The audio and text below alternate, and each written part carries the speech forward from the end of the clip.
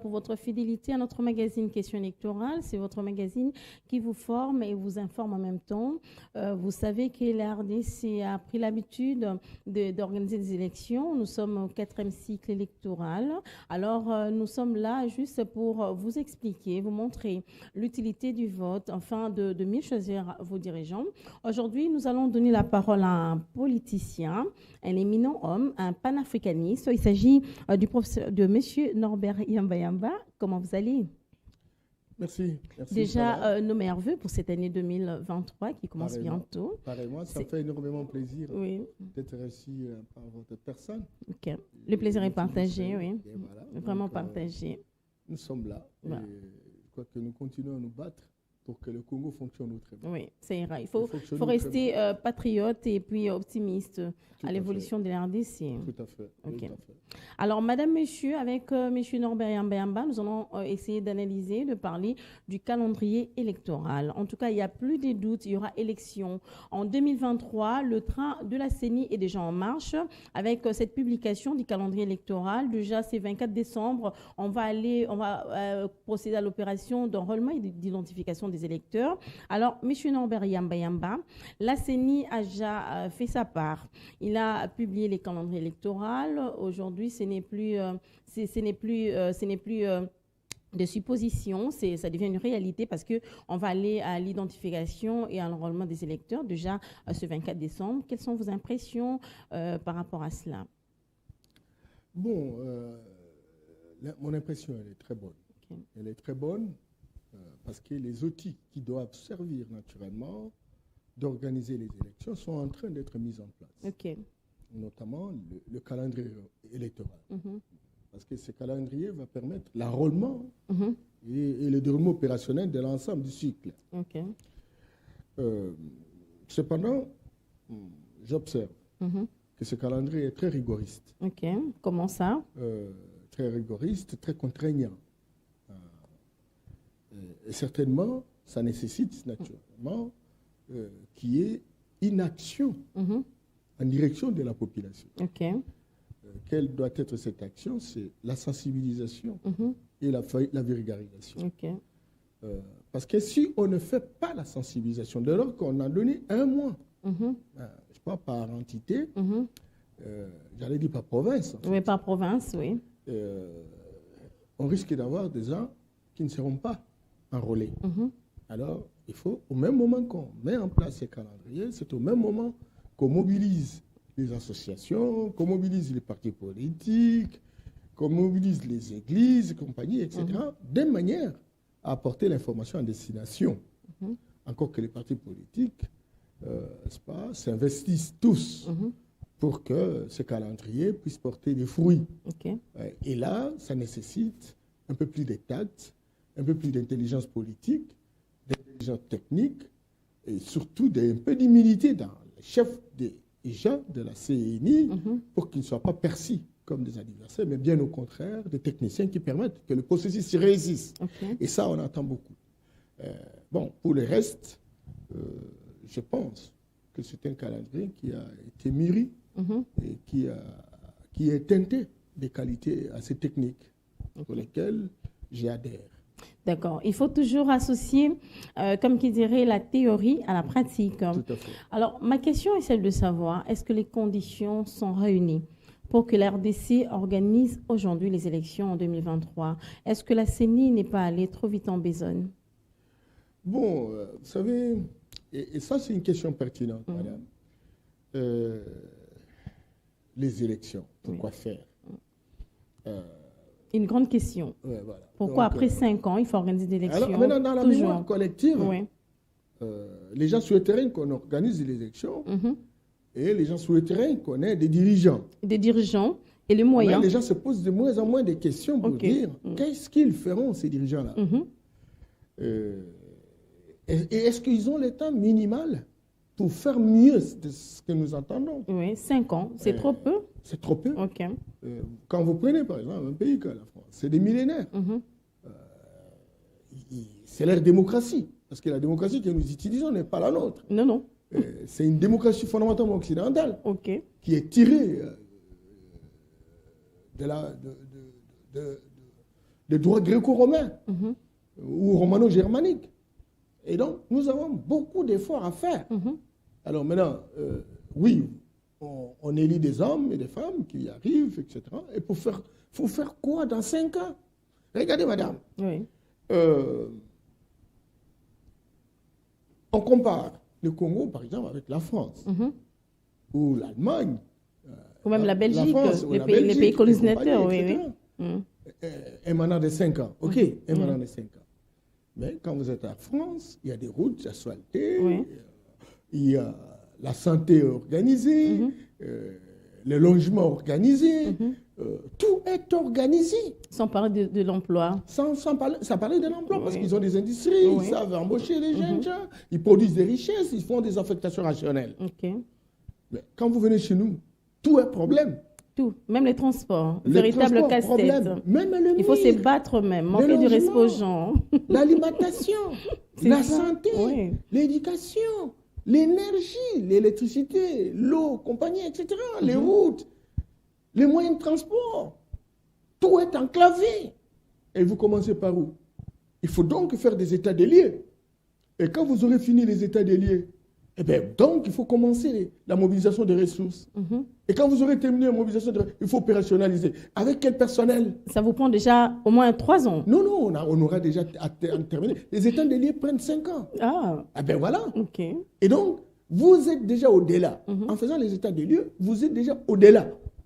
Et alors, vous attamez jusqu'à la 10e année, vous n'avez pas encore terminé le processus. Et on vous dit non, il faut 5 ans. Et tout le monde fait des critiques en vous comparant à la France, en vous comparant à la Belgique, en vous comparant à l'Angleterre, etc. C'est ça le drame. Et c'est ça justement qui fera que nous n'aurons pas de résultats. Parce qu'en réalité, on ne prend pas du temps pour réfléchir sur notre situation.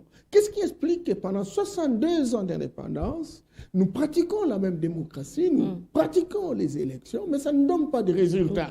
Ça ne donne pas de fruits. Quand vous voulez monter sur une échelle, eh bien, écoute, si ça ne marche pas, il faut changer d'échelle. Et c'est ça, justement, le déficit de l'intellectuel congolais, j'allais dire africain, qui n'arrive pas à contextualiser les modèles qui sont pratiqués, n'est-ce pas, par nos pays. Nous avons souhaité, certes, organiser les élections, et quel type d'élections, et quel serait le modèle de ces élections. Ok, allez-y, on est là. La Chine, par exemple, la Chine fait pour élire ses dirigeants, la responsabilité est confiée à 192 000 personnes. Seulement.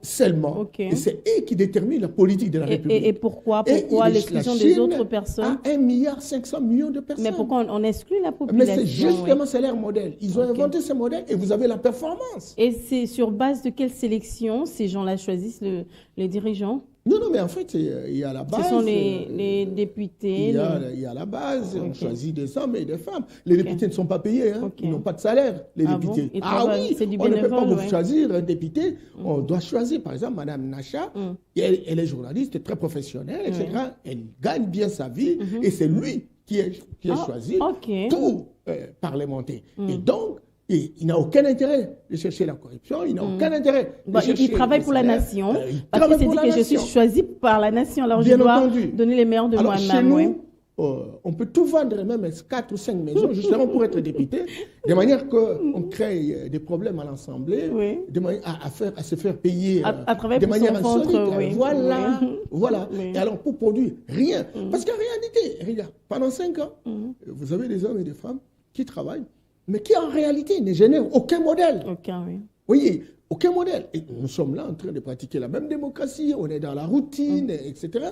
Et puis voilà, demain on va encore faire ces élections, on aura c'est pas une proclamation, certains vont contester, certains vont accepter, et puis il y aura un climat d'animosité, il y a récurrence de la violence, et on ne se pose pas de questions. Nous avons des professeurs, nous avons des enseignants, des chercheurs dans des centres de recherche. Les scientifiques qui réfléchissent, Ben voilà, donc nous n'avons pas surtout pas des scientifiques, nous avons des commentateurs scientifiques. C'est ça, madame. Vraiment. Et donc, des commentateurs scientifiques. Ils font que commenter. Oui, mais sûrement qu'ils ne trouvent pas leur place dans les pays, c'est pourquoi ils ne font que commenter. Il faut donner la place aux scientifiques de réfléchir un peu. Non, c'est le système qui les a fabriqués. Le système qui nous a fabriqués. Ce système-là pour faire de nous des perroquins. Pas pour inventer. Des perroquets. Des perroquets. Ah bon? Des abrutis fondationnels, en Ok. fait. Donc, des hommes et des femmes qui ont des étiquettes, qui ont des diplômes, mais qui visiblement ne sont pas utiles pour leur pays. Parce que, croyez-moi, je ne voudrais pas revenir, je connais ce que représentent vos parents, qui visiblement ont marqué le pays, Oui. impacté le pays par rapport à la question de droit. Oui. Mais aujourd'hui, sincèrement, Il n'y a plus de on a appliqué ces droits-là. oui. Mais on a mis ça à côté, là, à cause de l'argent. Tout le monde devient juriste. Entre-temps, Des juristes, c'est fabriqué. voilà, maintenant, il y a l'opposition qui a ses juristes qui ont leur version sur un article. Oui. Et il y a le pouvoir qui a ses juristes qui ont une autre version sur le même article. Et il n'est jour que sur la Constitution. Eh bien, voilà. Une interprétation. Des constitutionnalistes. Or, nous avons connu dans notre société un ordre social du droit traditionnel, ce qu'on appelait la coutume à l'époque, qui a régenté notre société. Et donc, qui deviennent finalement des héritages traditionnels. On aurait pu véritablement profiter de cet héritage traditionnel, scientifiser ça, moderniser ça. On en fait véritablement des principes, des lois qui régentent notre société. On essaie de les transférer dans notre constitution, etc. Mais ici, il faut imiter la France, il faut imiter l'Angleterre qui dirait que ce n'a même pas de constitution. On n'a plus des modèles. Eh bien voilà, on n'a plus de modèles. On s'est Nous perdu. devons inventer notre modèle. Madame, vous allez voir, on va faire les élections. OK? Oui. On va gagner. On va publier les résultats. Alors maintenant, vous aurez des contestataires. Toujours comme toujours. Et partout en Afrique, c'est pareil. C'est que ce n'est pas notre système. Nous devons inventer un système. Voilà. Comment voulez-vous, excusez que je termine par là. Vous avez un pays qui a trop de problèmes. Vous donnez à une personne 5 ans. Pour faire quoi? Alors on va dire, écoutez, Yamba est en train de dire que 5 ans c'est trop peu. Parce on a donné seulement 5 ans. Comme nous sommes au pouvoir. Non, c'est pas ça. Je fais de la réflexion libre.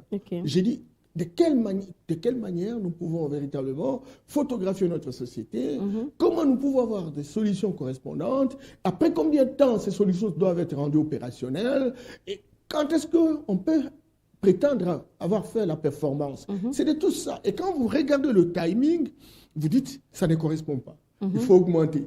Mais ici, ça devient un tabou. Parce que quelqu'un qui ose dire qu'on a jusqu'à 20 ans, on va dire, écoutez, mais la France, c'est 5 ans. Donc, la France devient une unité de mesure, une référence. Or, la France, ce n'est pas le Congo. L'âge culturel français n'est pas l'âge congolais. La France a ses problèmes. Voilà. Différents de notre culture. La culture judéo-chrétienne. Nous avons notre culture à nous, notre spiritualité à nous. Il faut photographier cela et comptabiliser cela dans les règles qui régente notre société. Et ça, on en a besoin. Mais il me semble qu'aujourd'hui, ce n'est pas encore le débat. Et on va faire des années, pendant un siècle comme ça, on va tournoyer. Et puis, il y aura toujours des problèmes. Donc, en soi, M. Yambamba, il faut être réaliste, c'est ça. Vous amenez les Congolais à être réalistes, à comprendre quand même la situation sur le terrain. Moi, en tout cas, si je pouvais bien, n'est-ce pas, être dans l'équipe de mon président, je suis de l'IDP, ça c'est évident, je proposerais dans le programme qu'on propose aux Congolais, ne serait-ce que 15 ans. 15 ans, on propose aux Congolais. On n'impose pas. On propose que voilà, dans les 15 ans, quelqu'un qui est normal, il aura fini les états de lieu, il aura monté des stratégies d'intervention, il aura mobilisé des ressources, il aura réalisé des choses. Et il part avec satisfaction. Mais écoutez, 5 ans, vous entendez faire les états généraux, les états des lieux, les états généraux, etc. Vous n'arrivez pas. Entre-temps, on va dire, mais écoute, il n'a rien fait. Mais il n'a rien fait après combien de temps? Vous prenez par exemple un pays comme le Congo-Kinshasa. Vous avez 26 provinces. Vous avez 1450 entités territoriales décentralisées. Surtout, oui. Vous avez 145 territoires. Territoire, oui. Pas cher. Vous prenez par exemple le Sankourou. Vous prenez la Belgique, Réunion, Luxembourg, vous prenez Finlande, Suède, Norvège, et vous avez le Sankourou.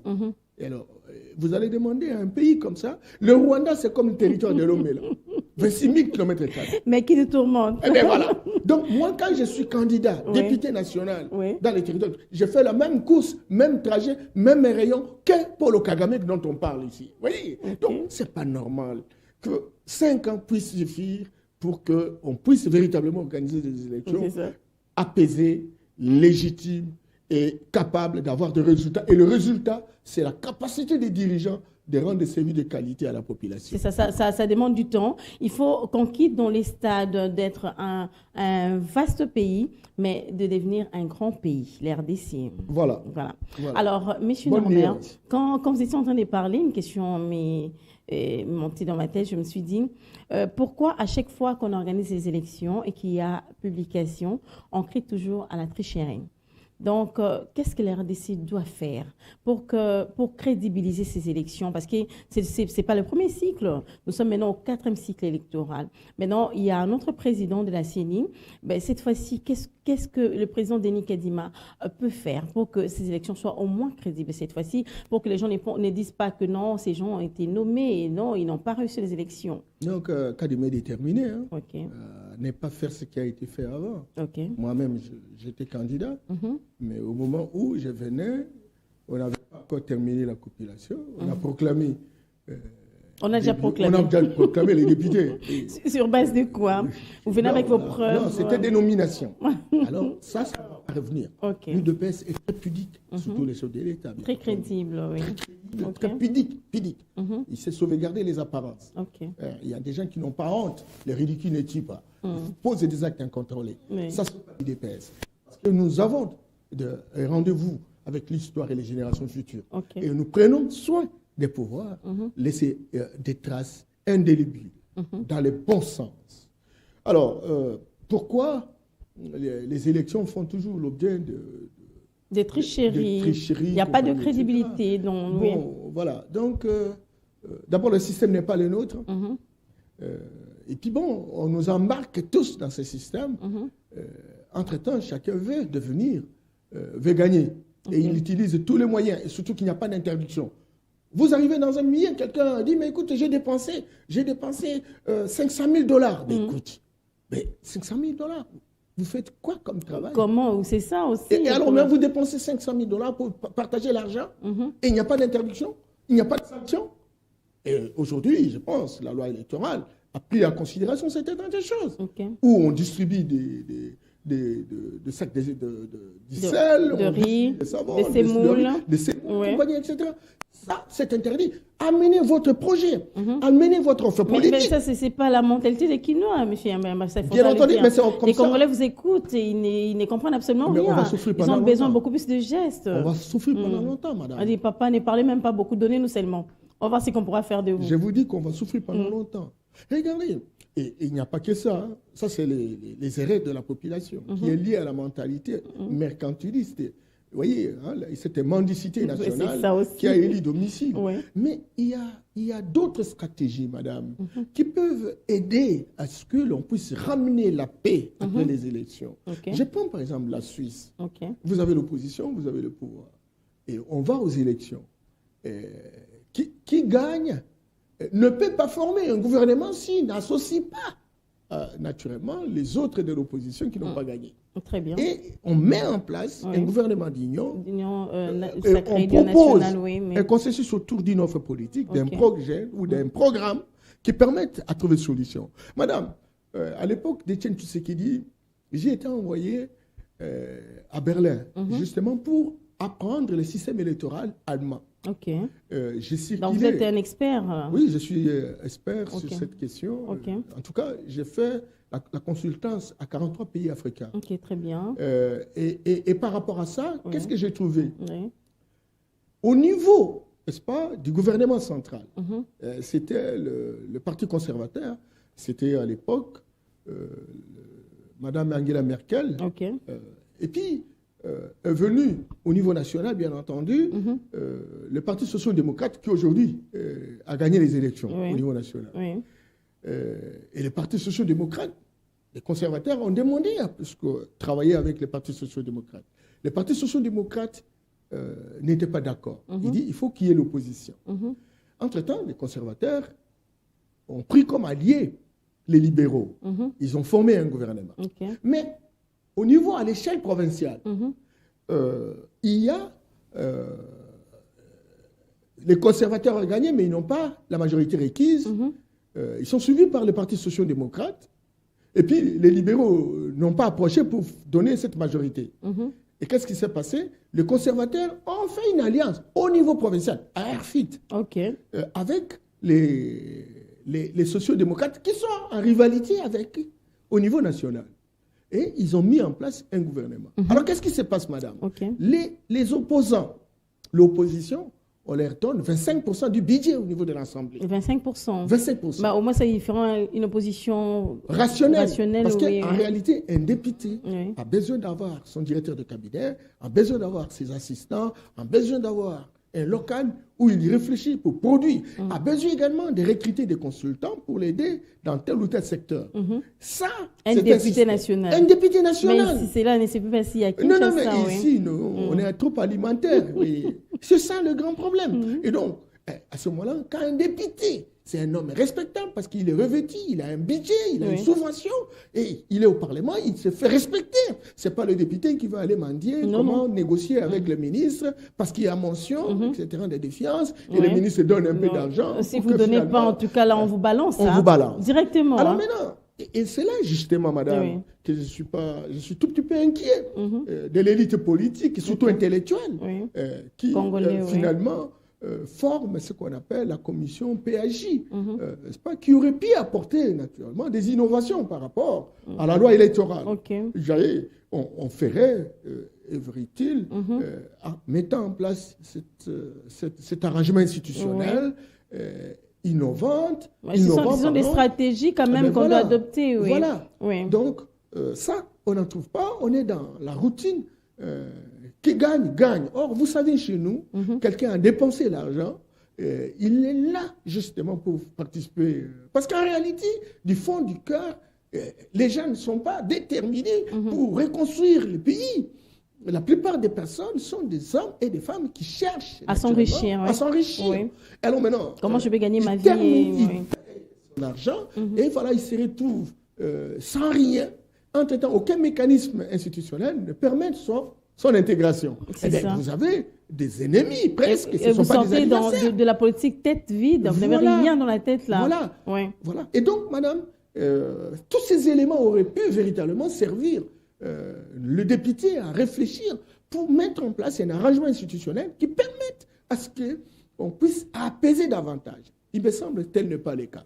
Du côté de la population, quand on vient, de la même manière que les députés ont besoin de jetons de présence colossaux, mais la population ne veut pas non plus donner libre cours aux gens si on ne lui donne pas. Non, c'est ça aussi les problèmes. Et donc, on est dans un flou artistique, dans un pays qui fonctionne comme orphelin, où l'élite politique a démissionné, l'élite économique a démissionné, l'élite intellectuelle a démissionné. Oui, et c'est ça. Et si on ne prend pas conscience que les élections sont un moment important pour choisir des hommes et des femmes qui ont de la persévérance, qui ont des projets, qui ont une offre politique, qui ont une torche pour éclairer l'avenir, à ce moment-là, on va attendre pendant longtemps. Raison pour laquelle, vous voyez, pendant 72 ans, on ne peut même pas avoir une route qui quitte Kinshasa jusqu'à Goma, jusqu'à Bukavu, 2000 km, rien du tout. Vous voyez, donc tout ça, ce sont des questions questionnantes qui posent la problématique de ce que représente la pertinence de nos élections, etc. Donc on va faire la même chose. Et chaque année, il en était ainsi, c'est ça les problèmes. Il en sera de même peut-être pour 2023. Alors, comment doit se comporter l'homme politique sur terrain? Non, qu'ils aient pitié du Congo, du Congolais. Pitié. Beaucoup se sont enrichis. Beaucoup ont considéré la politique comme un business. Arrêtez. Le pays est en disparition. Pourquoi nous, on nous fait la guerre à l'Est? Parce que nous avons des potentialités, des ressources naturelles. On va nous arracher le pays. Si cette élite politique n'a aucune conscience de ce qu'elle représente, ce pas les enjeux et les défis du moment. Et donc, nous voulons effectivement que l'élite politique puisse avoir quelque chose à proposer à notre peuple. Et que la population puisse adhérer à des projets, adhérer à des offres politiques, et non pas parce qu'on lui a donné des moyens. Et je crois qu'il faut féliciter, n'est-ce pas, la Commission qui a aussi interdit les donations, etc. Mais il y en aura toujours. Hein, Non, il y en aura mais toujours, parce que ça se voit. c'est ce que les Congolais attendent. Hein. Ils attendent des donations. Hein. Les donations. Des dons. Si vous donnez rien, en tout cas, on ne vous vote pas. Il n'y aura pas de devoir. Et vous serez sanctionné sans... Moi, j'ai connu. Moi, j'étais candidat député national en 2018. J'étais candidat gouverneur. On nous soumet à un exercice. Présenter les projets. OK. Vous commencez par le projet. Je ne peux pas dire que j'étais le meilleur, mais parce que j'étais parmi les meilleurs. Ce n'est pas le meilleur. Et pourquoi vous n'étiez pas élu? Et ils me disent, mais c'est en bas, on ne va pas bouffer votre projet. Il faut présenter l'argent. Et ils ont mis le cap. Ah bon? Le cap, il faut 50 000 $. C'est justement, ce sont des choses qu'il faudrait dénoncer. Voilà, pour que ça ne se répète plus. Non, mais... Parce qu'on risque d'élire une personne qui n'a rien apporté à la société, mais qui a quand même de l'argent. Madame Nacha, on a normalisé la normale. Ça devient normal. Vous allez aux élections? Oui. Il faut avoir au moins 500 000 $. Ah bon? 500 000 $ pour 20 députés. J'ai l'intelligence, mais je n'ai pas d'argent. Qu'est-ce que je vais faire? Maintenant, on sacrifie les entités. On sacrifie tout un peuple. On sacrifie tout un peuple. Ce n'est pas le fait d'avoir un diplôme qui permette à ce qu'on change la société. Mais il y a des gens qui ont la vocation. Il y a des gens qui ont le charisme nécessaire. Il y a des gens qui ont des projets, j'allais dire des réponses aux problèmes de la population. Ces gens-là doivent avoir l'opportunité de pouvoir gérer la République. Vous voyez? Et donc, on va aux élections, on vous met de côté simplement parce que vous n'avez pas l'argent. Et l'argent de ce qui est d'or a été volatilisé dans les caisses de l'État. Et donc, vous vous retrouvez en situation où vous n'avez peut-être pas eu l'opportunité d'avoir de l'argent insolite, insolent, etc. Et puis voilà, on vous met de côté. Entre-temps, c'est la même chose. Le député ne peut plus contrôler le gouverneur parce que le gouverneur lui a donné déjà de l'argent. Donc, il prend l'autorité morale sur les députés qui a le rôle de faire le monitoring de l'action publique. L'argent corrompt tout. Hein? Mais le gouverneur, lui aussi, il est là simplement parce qu'il a le code de son argent et il s'enorgueillit. Que moi, bon, je suis là parce qu'effectivement, j'ai remis l'argent. Et le député qui a été élu au niveau, n'est-ce pas, de son entité, il dit, mais écoute, vous me demandez quoi? Moi, je vous ai donné l'argent. Je vous donne même le jeep, des voitures. Voilà. Vous n'avez rien à me dire. C'est malheureux. Très malheureux. C'est vraiment malheureux, madame. Et je dis, après combien de temps ça va s'arrêter? Oui, c'est ça, oui. Et c'est comme ça que le président de la République, qui est très pudique, je connais la personne, doit être exigeant. Et intransigeant, bien entendu.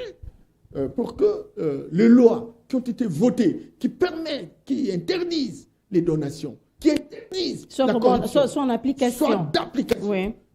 J'ai essayé de tester Kadima. Je sais que ce n'est pas n'importe qui. Mais comment il va faire? Parce qu'il ne sera pas derrière tous les candidats pour voir ce qu'ils font.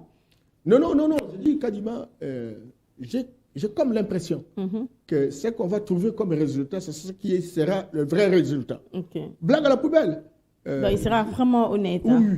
Non, j'ai dit la présomption. On ne sait jamais. Mais c'est normal. Il a la présomption. Mais croyez-moi. Et c'est comme ça qu'il faut des hommes pour gérer. Quelqu'un qui n'est pas étonné de l'argent. Quelqu'un qui a assumé des responsabilités. Quelqu'un qui a construit sa vie autrement, etc.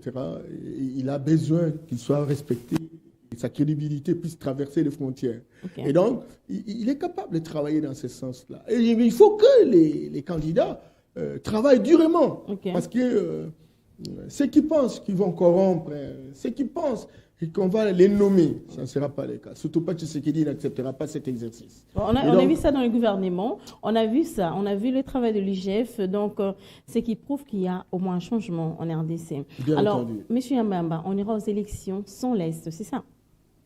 Non, on ira aux élections avec l'Est. Raison pour laquelle, vous voyez, le président est en train, le gouvernement dans son ensemble, est en train de se battre pour ramener la paix, que ce soit sur le plan diplomatique, sur le plan militaire, etc. Des synergies gagnantes sont opérationnelles. Et donc, nous avons une année. Et donc, aujourd'hui, au moins, la justice est faite. La reconnaissance même de la communauté internationale, qui a été pour beaucoup dans l'infantilisation de la République, dans la vulnérisation, dans la fragilisation. Comment voulez-vous quelqu'un qui est agressé Et lui, il est sous embargo et les autres, les agresseurs, ont la possibilité de pouvoir... Heureusement qu'il est élevé, oui. Heureusement. Mieux vaut tard que jamais. Maintenant, on se battra. On se battra pour que la paix revienne. Et diplomatiquement, militairement et politiquement. Voilà le cheval de bataille de l'État.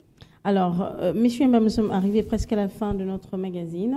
Vous allez lancer un message à la population congolaise, particulièrement à vos partisans du parti politique par rapport à l'enrôlement et l'identification des électeurs.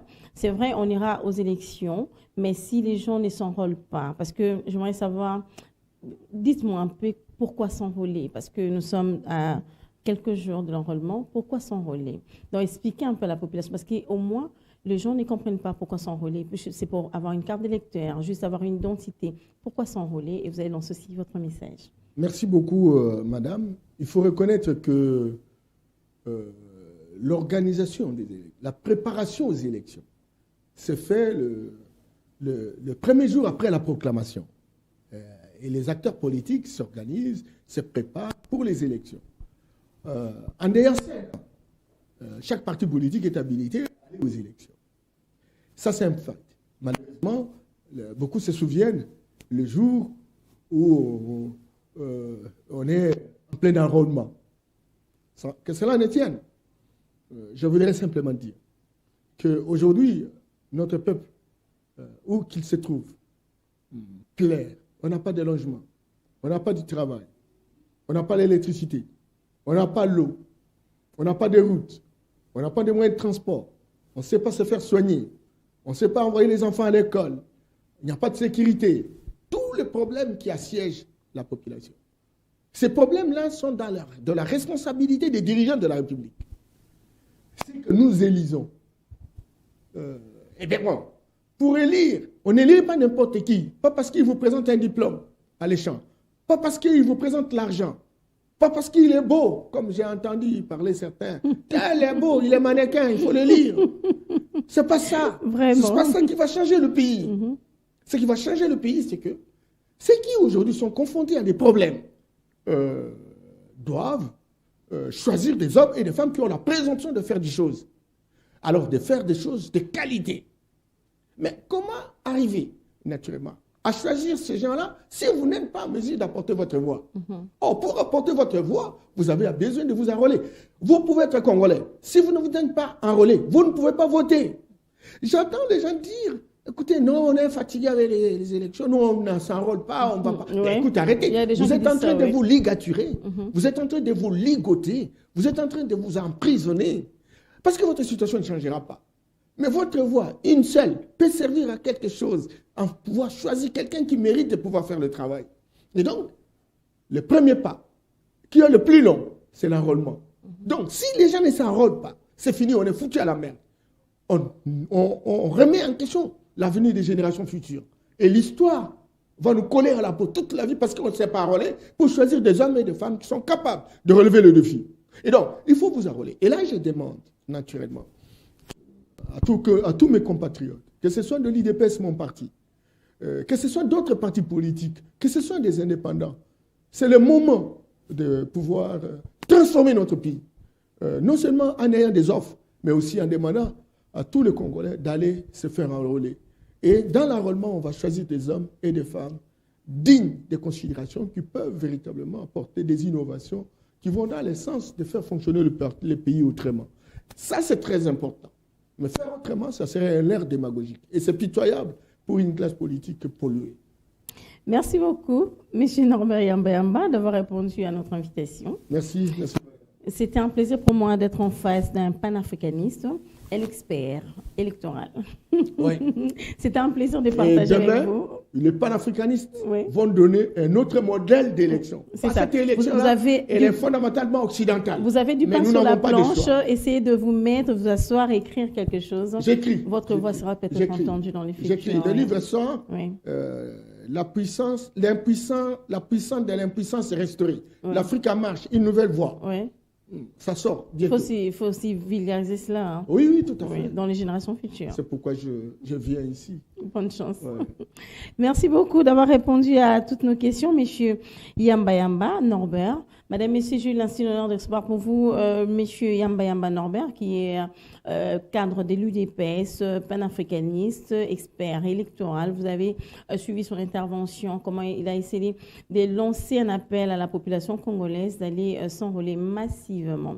Parce que si vous ne vous enrôlez pas, vous n'aurez pas le temps de choisir vos dirigeants. On a besoin de vous, on a besoin de votre voix pour qu'il y ait au moins de bons dirigeants ici en République démocratique du Congo. Nous espérons un futur meilleur pour la RDC. Merci à l'équipe qui m'a accompagné ce soir. Je dis merci à Eric, merci à Papa Philémon. En tout cas, on va se retrouver prochainement pour un autre numéro. Votez, allez-y pour l'enrôlement. À très bientôt. Bye bye.